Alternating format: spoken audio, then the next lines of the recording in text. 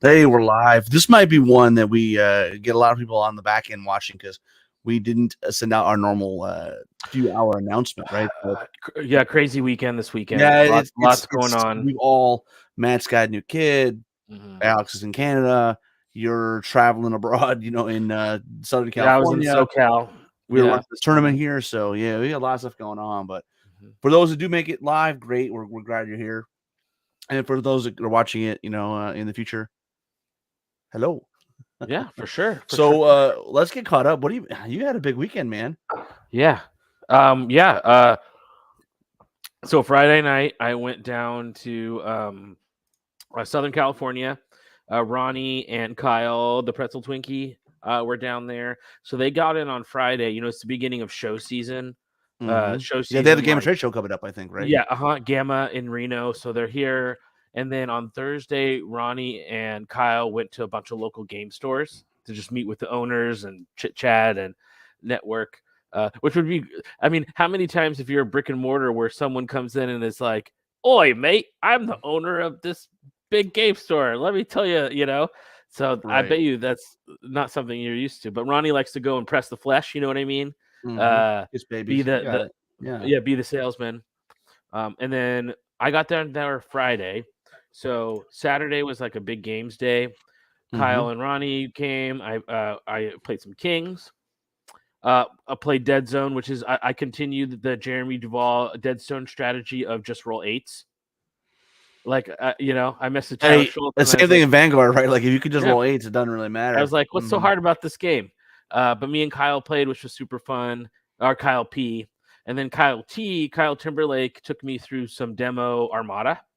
Mm. And which was super fun. I hadn't played any Armada at all, really. That's Uh, awesome. yeah. So there And was you Hot picked up the Seven. Basilean fleet, right? Is what Yeah, you? Yeah. yes, but I think I'm probably gonna get dwarves. That's what I played in the demo, and it Mm-hmm. was really fun. And there's no sails to paint, so I imagine a dwarf Armada fleet would be pretty quick. Well, yeah, or you just make ghost ships, right? Your Basilean can Yeah. be dead Oh, Basileans. like Ghost, but I The really ghost of did. prevent, or I don't know. I mean, you could tell that it was a solid rule set from Black Mm-hmm. Sails. I mean, just very like what you would want to ship. Mm-hmm. You're trying to cross the T. You're trying to outmaneuver your opponent, but Yeah, I fun. mean, we we've been playing it here a little bit, and I've got like my first real game in recently where I actually played the Kingdoms of Men for the first time, and Uh yeah, huh. it's a fun game. I mean, there's a there it's interesting. It's not quite devolved to like a beer and pretzels. There's more rules there than beers and pretzels, right? Like Oh yeah, you no, can do all it's kinds of crazy a stuff real with. yeah, it's a real war game. I mean, it's a Yeah, a war yeah. So game. it's you got to put some thought into it. Like if Mhm. and top tip, if you're gonna play against orcs, you better stay the hell away from their boats because Oh, if they because I get close to you, imagine they man, you're just done, crush dude. you. They're They gonna just grapple crush you. They're you. gonna pull you in. Yeah. And they're gonna sink your ship. So I've Uh-huh. been playing Kingdoms of Men, who I haven't actually mastered the strategy yet, um, but they have big guns and they like to Those massive, heavy side arc guns. Lots of dice. Lots of big dice. So he said we usually do it 7. Oh, you know what? We changed our clocks We because changed we're our clocks here in the America. United States, so we've went an hour ahead. So that's why if you're in a spot that doesn't do that, yeah, you're right. So it's still our normal time for us, but our Mm-hmm. clocks changed twice a year. So Now, see, and I haven't played this lovely Facebook user. I have actually I should probably just. Oh, that's Keith Conroy. I should probably. I haven't done the Kraken scenario yet, but looks like it's a lot of fun. And Keith says the same thing. Such a fun game. Yeah, it's really fun. So we're preparing for a massive campaign event where we're gonna have all the races will be present. So we got someone playing Orcs and Basilan and Twilight Kin and can you still hear me? salamanders and dwarves and Empire of Dust and Kingdoms of Men. The only I think elves are the only ones, and which is weird. I think it's just because of we only ever got the regular starter setting. We didn't get the boosters for the elves yet, so that might be something. And so I've been. I don't know what you've been doing, but my weekend I've spent a lot of time this weekend. I'm working on some training for Armada, so yeah, it's been fun because that's like it's a different skill set. It's a different scale, and you don't have to what's the word? I mean, the detail's not there. It's you're at 1/750th scale. So you're like, so an island is like, it's just a clump of mass, right, with some flock Yeah. on it. So we played with no terrain, which I guess is what you want to do when you're just first learning, Mhm. so you don't like run into an island. But Yeah. no, it was Yeah, if fun. you run within 2 inches of an island, you get stuck, right? Yeah. And then you're like, yeah, you're really once you've run aground, you're like, yeah, okay, you're dead in the water. So yeah, you typically play with. Well, I mean, I haven't played that many games, but you typically play with just a very very little terrain. But I can see it could be fun though if you had on a bigger maybe bigger map. Is Like anyone with at the shop pre-ordering Firefight? Are you have any guys down so there let's talk who are? about let's That's, I think it's an interesting topic to yeah, talk so let's about. talk about this. I think it's something that I have been critical of Mantic in the past in the sense that it feels like they bite off more than they can chew, right? But I will say in this case, they really didn't expend resources that were being spent somewhere else, right? Or needed somewhere else. I mean, they got Andy Sharp to do it. So, and I did think if they're going to do it, they did it the right way in the sense that they leveraged Dead Zone, right? Because Dead Zone's great. Everybody loves Dead Zone. But are you really going to try to compete with 40K? I mean, we've been down this road. Many, many people have been down this road many a time. And so, I guess if they just want to make a game that's just like a boutique game that a few people play, maybe that's probably an understatement. I mean, maybe there will be more people playing than that, but like, I don't know, man. I mean, there's just been so many sci-fi games that tried to get to that 40K skirmish level. I don't know. I guess that's the best way to describe it. And I just wonder, yeah, I don't know. What are your thoughts on it? I mean, to be fair, I haven't tried it. I haven't played it. There is no interest locally for anybody to pre-order it. So, Well, that I've heard. Dead Zone is great. First of all, that game is amazing. It is probably the best designed game I think that they have. Just as far as you can teach that game to someone in a minute and you're off. It's just so clean that if they carried that, and you can use the Dead Zone miniatures for it. I mean, I miss playing sci-fi games, but I can't play 40K. It's a lifestyle game. I just I can't. You can't. It's I very mean, I have a difficult. 40K army and I Yeah, can play 40K. I don't know how to play 40K because the that's what I'm rules are always saying, right? changing. Yeah, Yeah, right. Yeah. So it's I mean, I can put impossible them to on the table and follow. go pew pew pew pew. So I could see myself doing some firefight just to get that itch, Yeah. get that sci-fi But itch. go ahead. And I think that, outside of some stuff, I think for them it wasn't a lot of resources in regards to a lot of it's this they already have It's the a rule stuff, book. They right? already have Yeah. all the models. So, Adrian brings up a good point. I want to get in a firefight. Would love to play a sci-fi game with blah, blah. Here's the thing.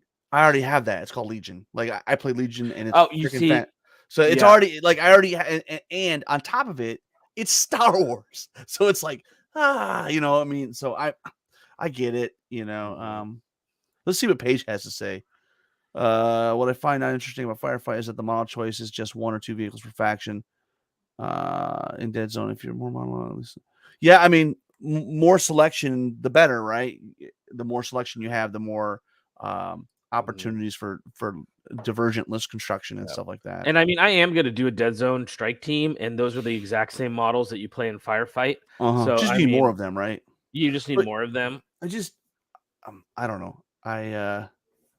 So I Yeah, think it's worth it. I think it's worth a shot. I think it's worth a shot to try it, but I don't know. So you bring up a good point. If you're not a Star Wars fan, sure. But even if you're not a Star Wars fan, Legion mechanically is probably the best science fiction game out there.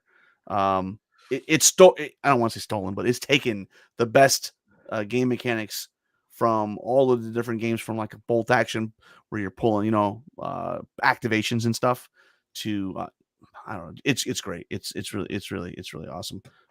Not to say it's perfect, because like many science fiction games, what I have found is if you play with the person that is really competitive, really hardcore, it really ruins the game, because that game, like many games with bloat or with lots of rules and stuff, it's overly complex, and it is open for abuse, right? So like right now, like tanks in general for me in and some of the bigger vehicles in Legion can really be groundbreaking, unless you're just I mean when the Imperials roll up with like a couple tanks, dude, or an Yeah. ATST, I don't really have much of an answer. Now I'm sure I'm not a good player, so that doesn't help, but yeah.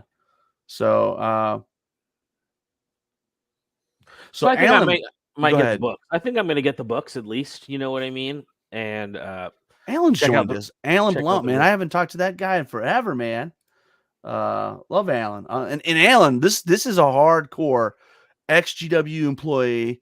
Hardcore. I mean, he takes 40K serious. Uh-huh. So and so the last edition. So Alan, question to you, if you went in on the last time we did Firefight with the Kickstarter and all that, how are you feeling? Like what is your thoughts on this? I'd love to, what are your thoughts? Because I didn't back it the last time. So, and it's kind of like a little bit of a what's the word I'm looking for?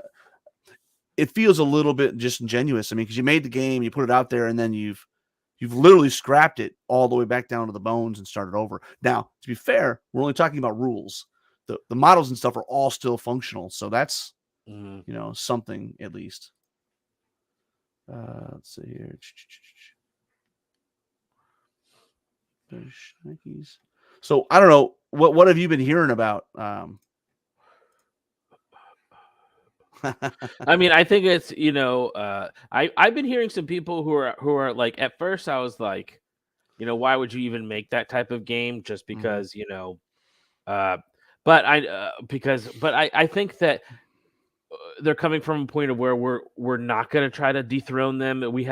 I don't think there's any thinking that, oh my gosh, Firefight's going to be bigger than 40. There's no way. I think we have all this stuff, we have all the scope. Why don't we do a little refresh of the rules? You know what I mean? Just tighten it up, clean it up, everything. Give people a time to enter into the game. Building off some good, dead zone. And you may have hit on it, like really the barrier. I mean, we're only talking about a new rule book with some new rules, right? Like, and they just released Dead Zone, and so you've got all the models there. So it's like, really, what kind of expenditure is needed? And really, you could argue it's just another way to play Dead with your Dead Zone models, right? Exactly. It's just Dead Zone the next scale up. Just not quite as, I think it's not going to have. I think Paige is thinking what you're asking, right? Like, well, okay, you got Dead Zone and Firefight now. What about Warpath, which was that grand tactical large scale game, which really I don't know that there's a real corollary in the. Yeah, I mean, they have, what do they have? I know they had rules for I forget what it's called when you play 40K super big. I can't believe I'm spacing on the name. Apocalypse. They had special Apocalypse. You're asking the non-GW, the non 40K guy to answer. Okay, cool. Well, I mean, I love the models, I love the world, but honestly, 40K is just not a game you can play just every now and then. Because it's just too. Not unless you're playing with some very like casual players, or people who know everything and they can tell you, you're spending half the night in the book trying to figure out. It's funny, it's an AOS thing, but I remember I was at the shop on Thursday for board game night, and Thompson, one of our local players at AOS, he was just explaining like just another little thing where like there's this AOS army that is pretty broken, and like so everybody's bought into it, and now like as of Saturday it's going to be nerfed. So I don't know, it's a different that whole GW, some people love it, like chasing the dragon. Yeah, right? I and more power to your brother. And then, but I mean, what I'm saying is, I think that's why it's a lifestyle game, right? Yeah. So I'm kind of interested in Firefight. Actually, I've been wanting to do a Dead Zone and I think I'm going to do the Forge Fathers with the dwarves. Yeah, because my team in Dead Zone that I played was just two of the big guys, like the Iron Ancestors that are like the Dreadnoughts, and they're so expensive. I just had two of those and a couple of small guys, so it's like I can paint that problem. Adrian brings up needs to exist as an alternative to 40K. You never know. There's no chance that GW pulls the plug on a 40K. I mean, just my store alone, something like 60% of the sales of tabletop miniature games is 40K. So like, Yeah, and your I mean, store is like an egalitarian where they sell lots of other stuff. yeah, we sell a lot of other stuff, You but go like to a regular game Mike store. is quick to point out, Yeah, you don't sell that much Mantic stuff, brother. yeah. No, and you go to another game store and 40K might be, or GW and 40K might be 80% of the yeah. stores. And so the thing is though, but his first point, I think is good. Yeah. You need alternatives. I just, there's no risk, I guess, to Mantic doing this because they the resources, right? You just have to write a book. But to be fair, there is a lot of alternatives already out there. Maybe not at the army scale that we're talking about, but like science fiction games, there's a bunch of them, dude. Like, and in our shop, Infinity is pretty. I mean, 40K is king, but Infinity is probably number 2 for science fiction. And we're trying to get Dead Zone going. And I think we have a chance. But it's interesting. That's my favorite Friday night before a game day game. Well, now.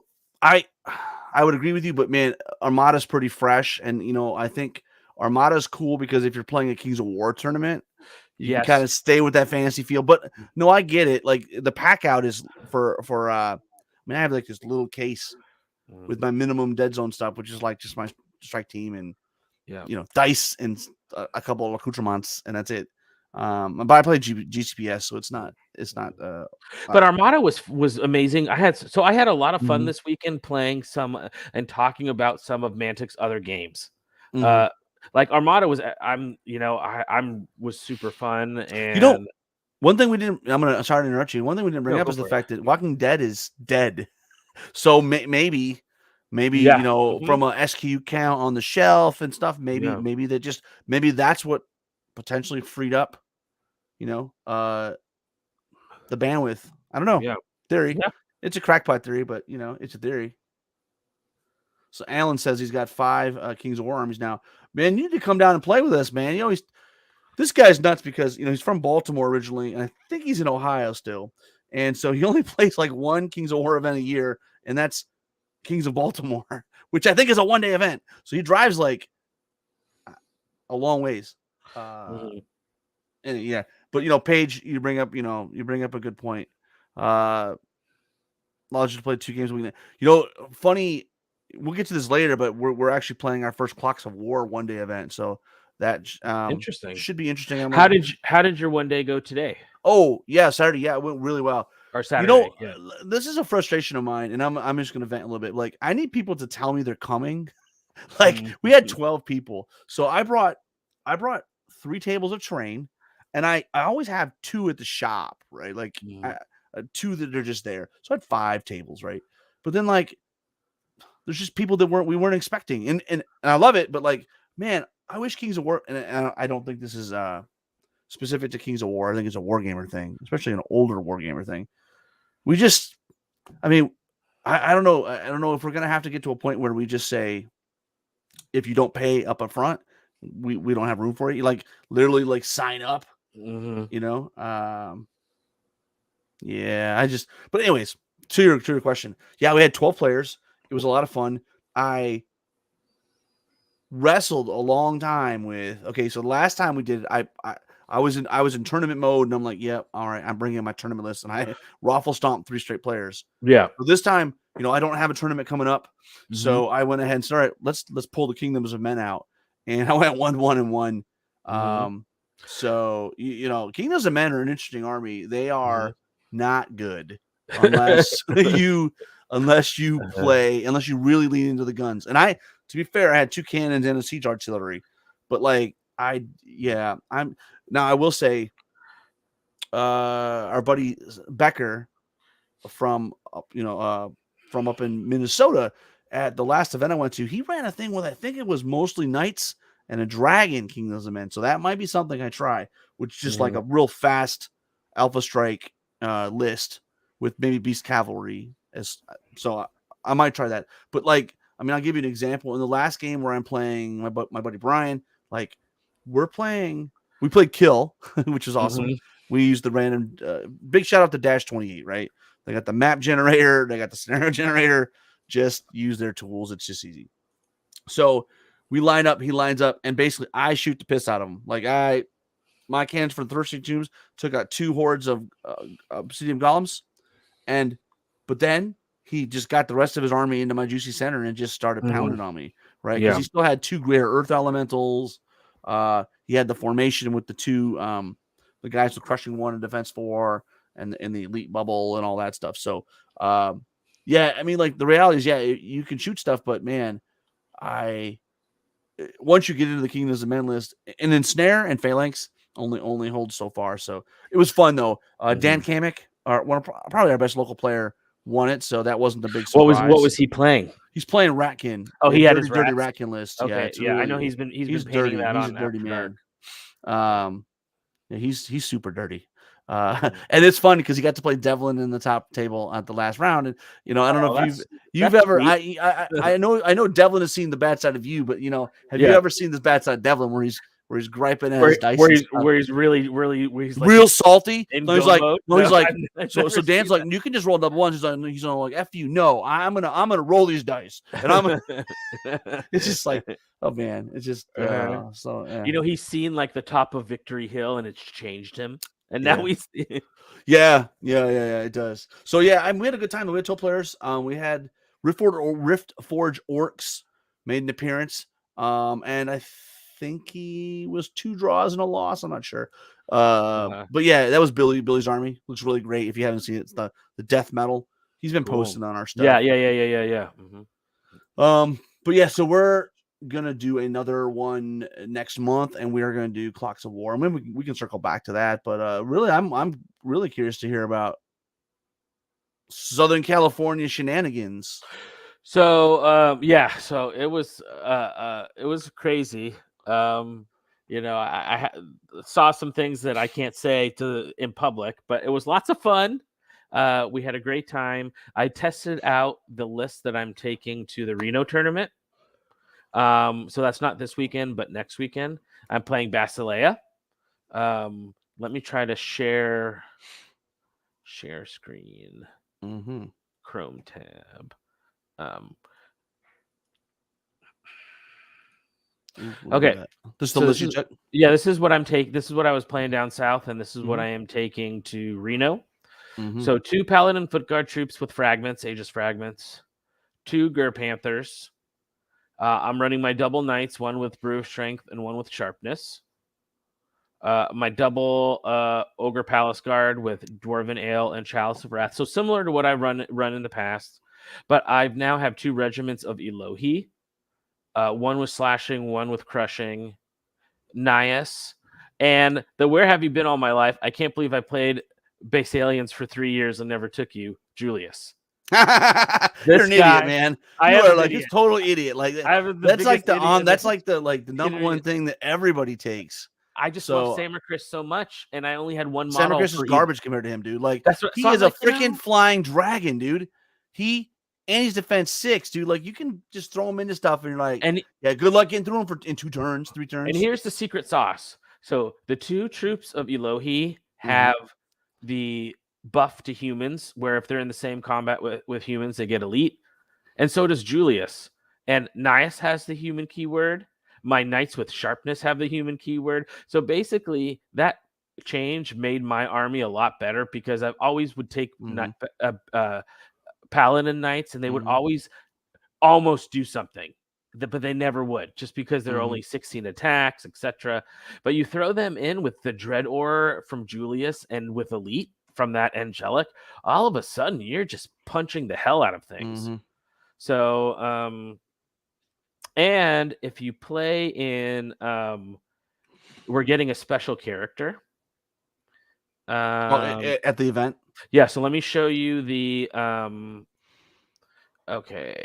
Yes, so you get to choose between either the Jackalope, which of course, Reno. Yes. So it is the Jackalope Spring Tournament. So their club name is the Jackalope, right? So they're all about jackalopes.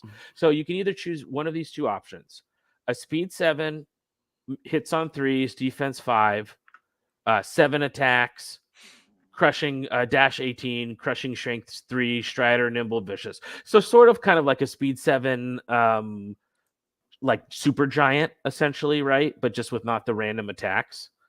Or you can take the Whoppertinger, which is speed 10, hits on threes, defense 4, 7 attacks, 15-17, flying, nimble, vicious, and crushing 2. So I'm taking this guy. And so I'm going to have Julius, my 2 regiments of Elohi, the Wolpertringer. So I think he fits better with my Basileans because it's just like extra speed to go along with the speed that I already have. So this is who I think I'm going to take for the tournament. So we'll see if it's the right choice. Is this the last event before qualifying or what? This is our last in-region event. And then if you go to Lone Wolf, you can still use that as your one out-of-region swap if you haven't used it yet. Right. But basically, this is our end-of-the-year tournament. Cool. Cool. Yeah. So are you that's the question, is Blake Robertson going to make the team? Oh, we're close. There's like 2 or 3 guys who are going to be at this event who are all fighting. Are they going to be fist fighting? Is it going to be scraps? Yeah, man. I mean, it could be real physical. I just know if Blake fights, you start hearing the theme from West Side Story. Yes. He does look like he has a switchblade knife, right? Yeah, that's switchblade. Yeah, sorry. You're a jackalope. You're a jackalope for life. You know.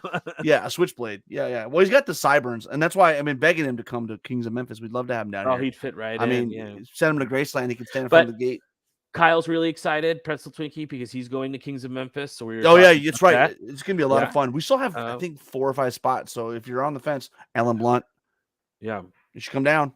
Be fun, and it's not that far from you. Well, I mean, it's far, but it's not that far. It's closer than Baltimore, probably. And they're, about what's coming out, they're working on the new Clash of Kings already. Nothing really to share there yet. But I wouldn't be surprised. The last Clash of Kings we had was absolutely huge. Yeah. So I wouldn't expect like that much new stuff. But so I know that's coming down the pipeline. But it was great to see them. It's always nice to see the gang. And we had a really interesting talk about 3D printing, which was interesting. Like Scott 3D prints everything. So he was talking with Ronnie about, I want to give your company my money and I buy all your books. I buy, digital, whatever, but I don't think I'm ever going to buy a model ever again, let alone something from you guys based on 3D printing. As like an owner of a company, like, what do you? Yeah, well, not only that, but like, what's a store do, right? Like, yeah, that's something that, in the United States, stores are still where. Well, I wouldn't say, I don't know percentage-wise, but I mean, a fair amount of people still play in stores. So this is what I think, Robin. I'm curious to hear your thoughts. I think a club is always going to have the one guy who's maybe the 3D print guy. Sure. It's on the whole, there's still people buying them, but there's because it's a hobby in and of itself. Some people don't have time to have that many hobbies, or for me, comics and painting is my hobby. I can't also get into 3D printing. I can't. I'm right there with you. Now, so you bring up a good point, because I've been one of the things I wanted for the Armada train is I want some like seawalls and maybe some docks, and I'm not going to build that from scratch. Let's be honest, dude. Like, I've got the hills and stuff. So I just reached out to the guys I know that have 3D printers and was like, hey, dude, let's look for some models. I'll pay for the models. I just want, I don't want, I am not going to buy a 3D printer. First of all, I don't have the room. Yeah. I don't even have a room for airbrush, much less, airbrush setup, much less a 3D printer. And my garage is all about terrain. Go ahead. And I was just going to say, so I think that, like you're saying, even if you have a guy in your club who's a 3D printer, you can't print everything for everyone. Mm-hmm. So I think it's a part of the hobby to stay. And maybe it continues to grow, but it's hard for me to believe that there's never going to be the guy who just wants to go into the store, see the box of miniatures in the sprue, put it together, and not have to think about 3D printing. Yeah, I mean, at some point too, the resin printing will get better than maybe we could do with injection molded plastic. But right now, it's not that good. I mean, it's not comparable. Like, even on the resin stuff, it's like the detail is not to that level, right? Mm-hmm. So it's getting better every year, and it will eventually surpass it. It's weird because on one hand, for me, it's not the cost thing.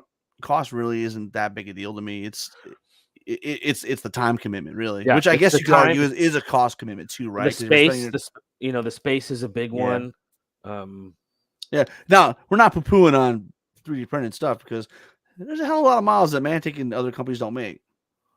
Oh yeah, and it's great. Like I have stuff for my Twilight Kin. It's the only way I can really do the theme I Yeah. want to do is I. So Alan says his detail is 100%. If you enjoy the detail level, but like the detail level on the high end, stuff that we've got here, it just I just rather have real crisp resin sculpts.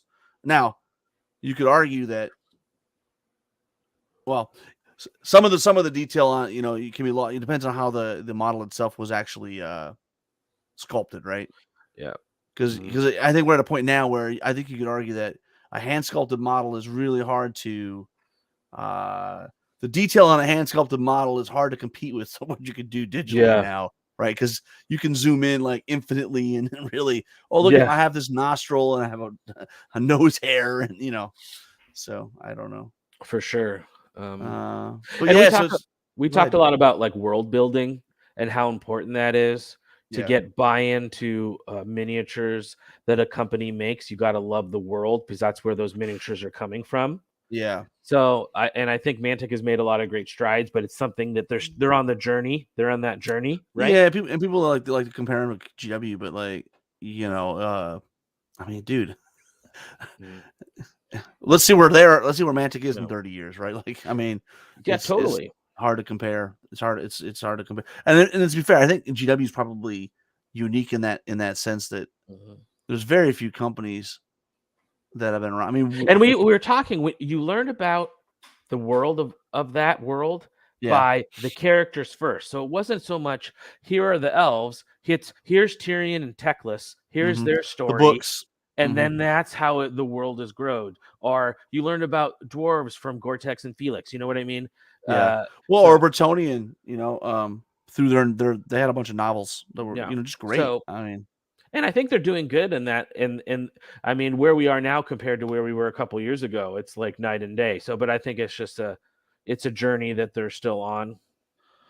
So, we were talking about Firefight, and I see that Dead Zone, the podcast himself, Mr. Rick Hall, joined us. So, shout out to you, Mr. Hall. What are you thinking about Firefight? I mean, what are your thoughts? I'm curious. And he just brings up a good point that he prints his Kings of War armies because that's not his main game, but his main game is sci-fi stuff, and he just buys It's interesting because I think there's something to be said too. There are, I don't want to call them clubs or cliques, but like certainly like at our shop, if you're playing Infinity, you better well have the damn model. Like they're not cool with you bringing an alternate whatever. Like you know what I mean. That's the best example I've got.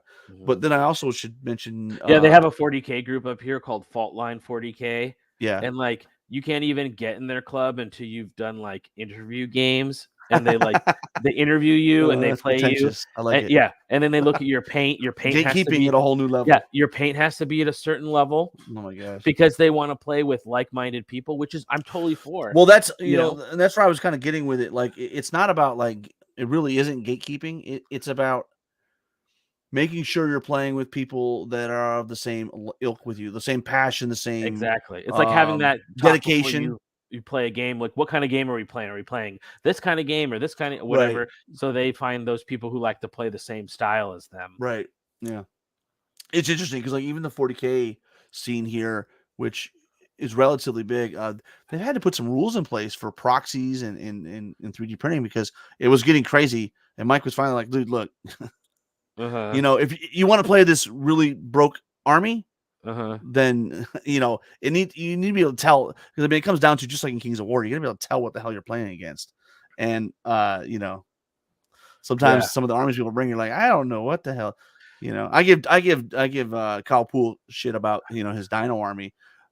I will say the first couple times you play, it's not easy to figure out. But now I've kind of got the Triceratops are mincers. You got used to it. Yeah, you kind of get used to it because you can kind of see that he did put some thought into it.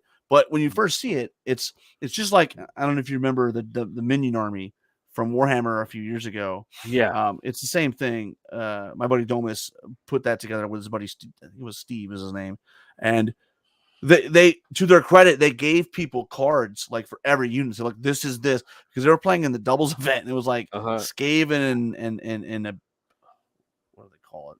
Chaos dwarves, I guess. Uh-huh. And so like, but they're all minions, right? So it That's crazy. it was an impossibility to know what everything is. So I don't know. I don't. And there's no right answer here, right? Yeah. It's just whatever works for you. I mean, if you love 3D printing, cool. You know, Billy brings up a good point. You know, he fills in gaps, right? Mhm. Because ultimately, too, I don't have the time. Well, let me back up. I don't have a printer, first of all, but like I don't really even. I can go buy a box of a regiment for like $25, right, Mhm. of plastic or whatever. That's just cheaper to me and easier. Just go and clip them together and glue them together and done. But to Mhm. his point, they don't make everything. And as a new army comes out, they haven't And filled I out do all the like the writings. idea that like you can take a model and let's say it's your usual foot troop, but you want to make it bigger and make a statue out of it. You can do a lot of cool stuff like that with 3D printing, right? Yeah, Adjust sizes of things, make unique stuff. So yeah, yeah. I'm all for it. And I have friends who I'm like, print this for me. But to me, I'm always gonna buy models. It's just I'm never gonna have the wherewithal Well, to. yeah, until the day they stop making models, which I mean, I don't know. Yeah. I mean, because the thing is that people, I don't know. It's funny. I got into a new podcast recently. They actually stopped Mhm. recording like last summer, but it's been really interesting to go through the back catalog. It's called the Dead Wargaming Society, and Interesting.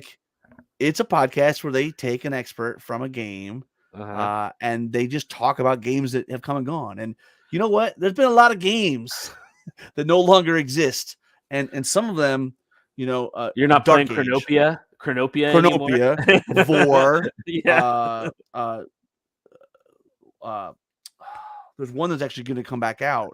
It was made by Heartbreaker Games. The Mutant Chronicles. What the hell? Come on, you guys know what this is. Yeah, the Mutant Chronicles. Did it have another Uh, name?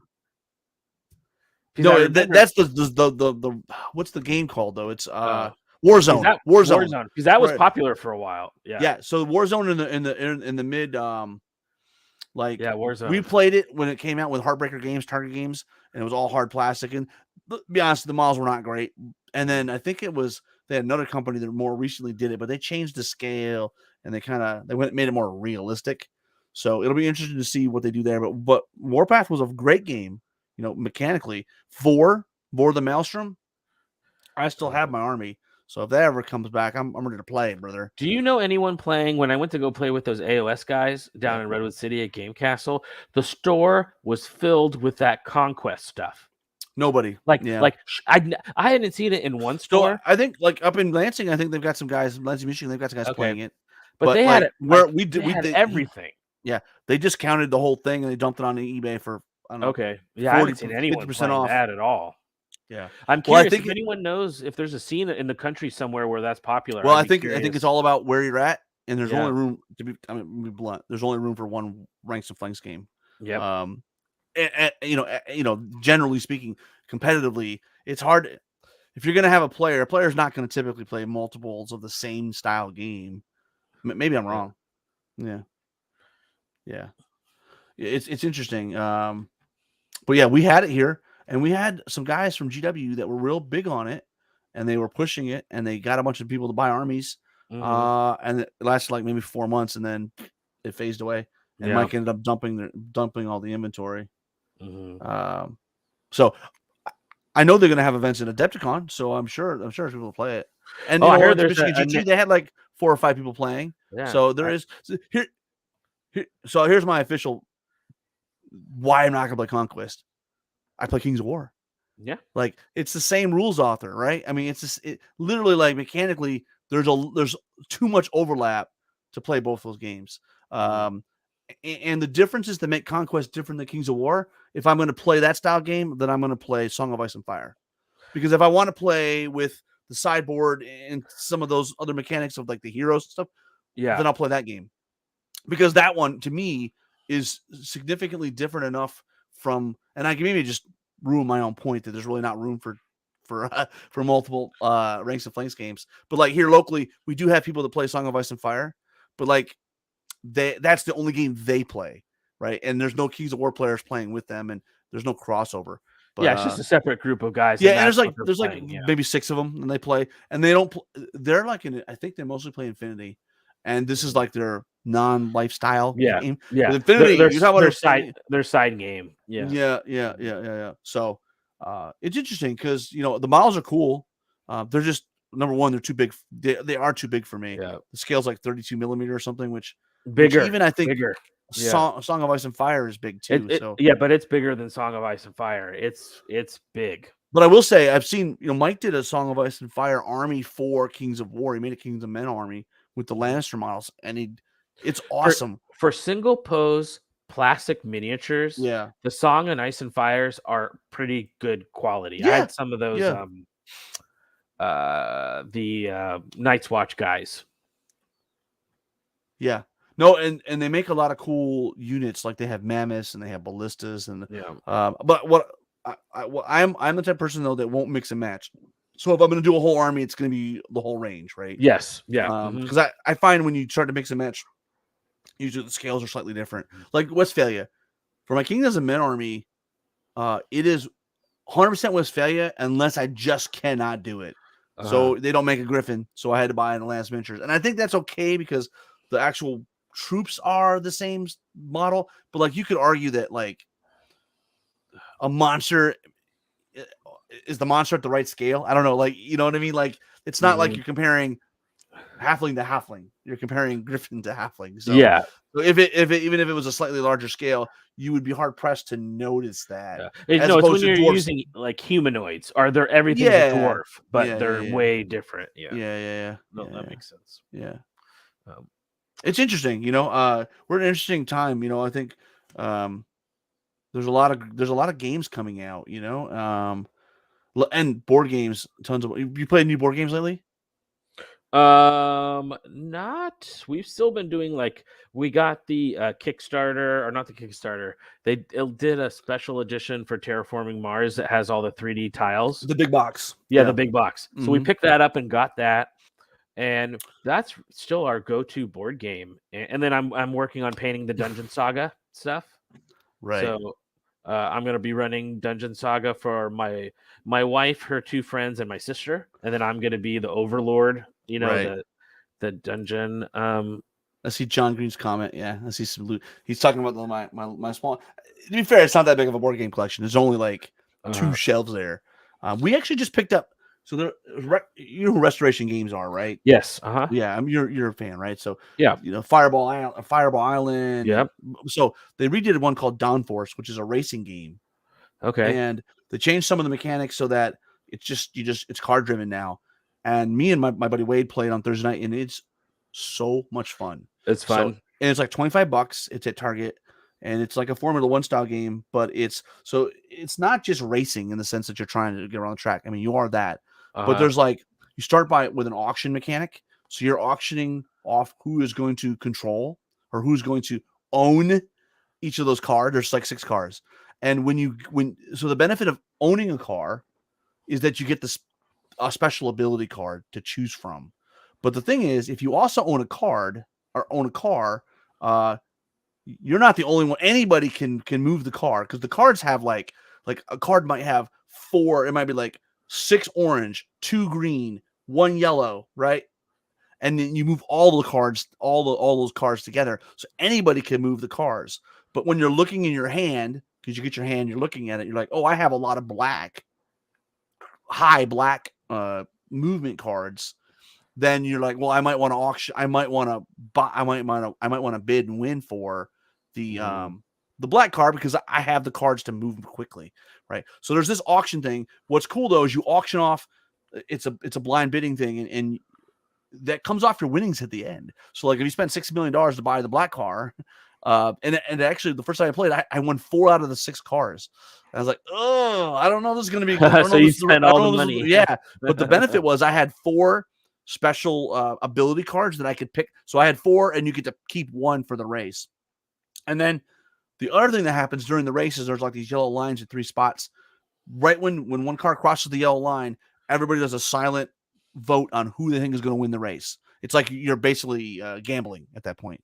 And if you gamble right, then you win some money. And you do that at 3 checkpoints. So there's an auction mechanic, which comes off of the victory, your money that you win.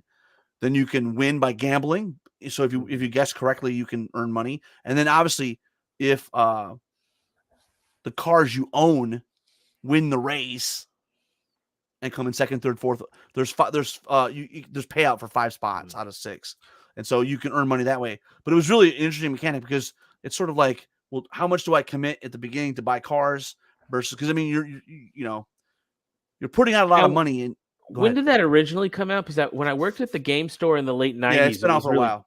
It was really, I remember that was a popular game in the late 90s. We had like a bunch of the I don't know exactly when, but I know it was. Okay. It's been around for a while. Yeah. Some of you got agreement here. Chuck, our buddy Chuck from Texas, Terraforming Mars all the way. So for those that like Terraforming Mars, if you haven't listened to it, the Board Game Insider podcast is really awesome. It's Stephen Bonacore from formerly Stronghold Games, who made or licensed Terraforming Mars for the U.S. market, and then the gentleman from Portal Games, and it's really interesting because that's honestly how I've been keeping up to date with like all the news that's been going on in the board game industry. Yeah, I got to start listening to that one. That one's not like the newest thing is that they've one of the stockholders, institutional stockholders for Hasbro, I think they have like 2%, is now arguing that they should spin WotC off separately because the theory is that WotC by itself would be worth more money. Like it'll grow to the same amount as Hasbro is. Oh, interesting. I don't know. Interesting. Yeah. Do you know what you're taking the Lone Wolf? Please listen to that soon. It'll probably be Ogres. Let's be honest. Ogres, yeah. Because just like it's been working for me, and there are hard counters, but if I don't hit them, if I hit them. A new Dark Tower board game did come out. I saw that, or redo or whatever. Super good. Yeah, and you remember those games though, like those old the Omega Strain. Was that the other one that they made? Wow, just some really cool stuff. Yeah, Twilight Imperium. Randy's talking about. Oh, Randy, you're nuts though. I like those style games. I don't have the time to do that. No. Like my patience after, even a movie. After 2.5 hours, I'm starting to go. That's why I like Terraforming Mars. It's just at that where it's more deeper than just a sit down and play, but it's not Twilight Imperium length either. It's like a sweet 2 to 3 hours, sort of range. Yeah. Mr. Randy, you're gonna learn today. That's what you're gonna learn today. You're gonna learn today. That's funny. But yeah. Siege Breakers. Yeah. No, I get it. Yeah.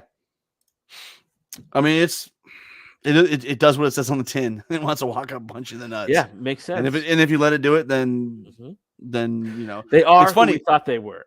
Yeah, it was funny because like I was telling somebody, I start with 5. If I end up with 1, it's probably a loss or a small draw. If I end up with 2, it's probably a draw. And if I end up with 2, 3 or more, you've done good by a lot. You've done good. Exactly. Because that means the chaff kept them upright and then got him and delivered them into combat, and the warlocks are keeping them alive. So, anyways, I don't know. Usually when I lose, it's a big loss. It's like they kill all of them. Kyle Poole's Dino Goblins, man, eviscerated them a couple times. Yeah. I wouldn't say it's a great list. What I would say is it's a good mid-table list because there's a lot of people that have a hard time against it.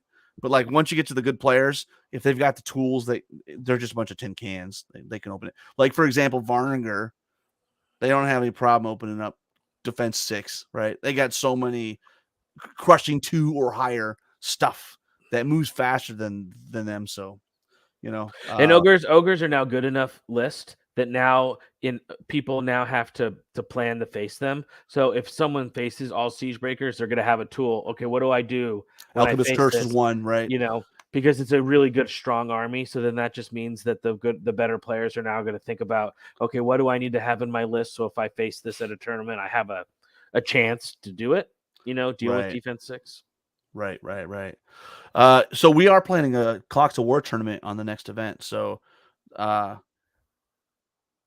yeah, it's gonna be interesting. So, are you gonna do that to where the first game is, and then each game after is quicker? yeah, less so time? I put out a poll to the guys and the girls to say, hey, is this what you guys want to do?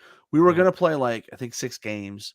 So 35 minutes a player, 30 minutes a player, 25, 20, 15. Yeah. And we were actually nobody's done that. I didn't see anybody done this before. We were gonna try a 10-minute game. So these are at 1,000 points, 1,000 points on a 4x4 table. Uh-huh. So this must be right up Mark Zielinski's alley. He should come down and join us for this. Him Uh-huh. and Colin, man. Yeah. So yeah. So that's the plan. Yes, you will get faster and faster. And this is gonna be a little insidious, but like this is my way of forcing people to do clocks. Almost done. Oh, come here. You want to say hi to the people? No, I had something to ask you, but I can wait. Oh, say wave. My beautiful, loving wife. Your abbess. Your abbess. My abbess. That's right. Uh-huh. Your warrior nun. Yes. Uh-huh. But yeah, so I was thinking like this is gonna be a really good way. What if Mark Zielinski, he flies down to the tournament, and what if Mark is the Wunderkind? He's the Bobby Fischer of Clocks of War. He just beats everybody because he's played. Yeah. He's like, you want to play 500 points, and he's like, but he's just like, no one knows the game at that points level like he does. I think Mark, we're right now we're looking at April 30th, but don't quote me. It might be I think it's April 30th. I'll shoot you a note as soon as it's online. But yeah, it's gonna be a 1 day. I think it's 6 games in 1 day, so it's gonna be a lot of fun. And this sounds like fun. We're trying something different. We've been playing like 2,000, 2,300, and just one of the things that I've noticed is that Mike even took the step of buying a bunch of clocks, but people still don't really want to use them. So I think this will be a fun way to show people how clocks can be fun. And I think if we do it then because we need people like in every tournament we always have a couple players that don't finish their games, and I feel terrible for them. Like, dude, you know.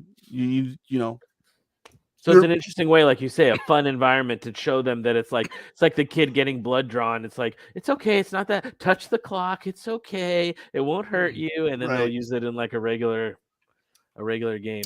That's a good idea. You're so smart, Rob. No, I'm not. It was actually I think Billy Smith it was his idea. Oh, okay. Well then, good job, Billy. Good job, Billy. Good job, Billy. He's probably good listening. job, Billy.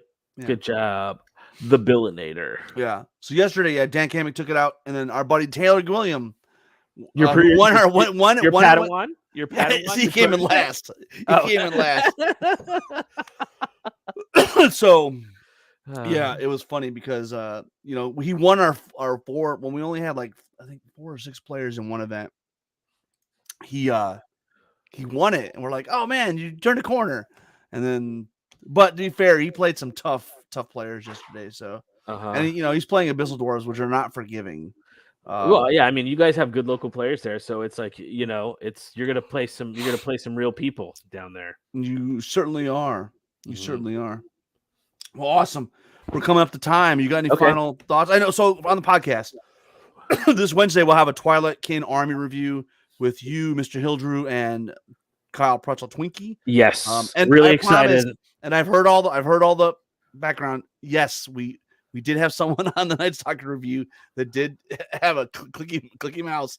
That will be a banished thing from now on. And you know who you are. That's right. But we will banish all clickiness. I told them in recording the Twilight Kid, I was like, there will be no clicking here.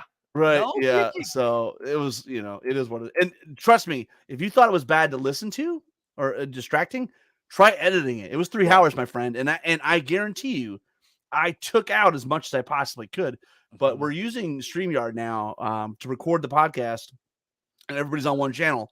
So there's limits of like I can't go in and pull where Jeremy says thank you, and if there's a click in there, it's impossible for me to separate it. So like there's only so much precision I can do in the removal of that kind of stuff. But yeah, at least we do edit, Rob, as some podcasts. We do. Yeah, so. I will say. That last one took me a long time. I mean, it probably took me like 10 days to get it edited. And I basically was like, I went and did like 30 minutes a day because it was just like, oh, I don't know. That for some reason it was just a grind. That one was. I'm really curious. We listen to the Twilight Kin Army review. We're kind of taking a new sort of angle on Army reviews where we're not just reading every single entry like Here's this entry. You know, people hate change, Here's- Jeremy. People hate Yeah. change. So we're trying to move away from that and instead spend more of that quality time for in-depth analyses. All I need to know is it 3 hours? No, it's not. Oh, It's true. It's a smooth 2.5 hours. But I'm just saying, okay. 2.5's know, all right. if something's like, let's read the stats for all this unit. Is it good? No. Okay, move on. We still touch base on everything, but Yeah. I'm trying a little bit more agile, streamlined way. So give me. I'm really open to your feedback. Well, it's a pathway to mastery, right? It is. So give it to me. And then let me know how you like the format, if it works for you. But, I think if we just do the same thing for the 8th time, I mean, how, you got to be changing and adapting, So, I think every time we do it, even the Night Stalker one is slightly different in the sense that we probably didn't, in the past, we might have went more into detail, like what scenarios is this army good with? Yeah. We skipped a lot of that. And we really just focused on the army itself, right? And we're like, and so I at some point, once you hit like 2.5 hours, you're like, okay, I'm good. And we'd be talking about something, and then we'd be like, oh, the Twilight Can, we have a lot of really great options for the regiment discounted point. So instead of like being like, what item would you put on this unit? We talk about items. And all I want to know is, did you explain why Mikhail's the bullshittest character in the game? He is discussed. Yes. Okay. Good. I will say, because realistically, he is bullshit. I mean, he is. And I would say, like, it harkens back to the days when flyers were new and they were raffle stomping new players, and they actually changed so that if you're disordered, you lose fly, just to help new players pin down, right? Mikhail is really hard to pin down because there was, and I think that there was a voice to that that host Shadow Beast maybe wasn't the bestest thing in the world.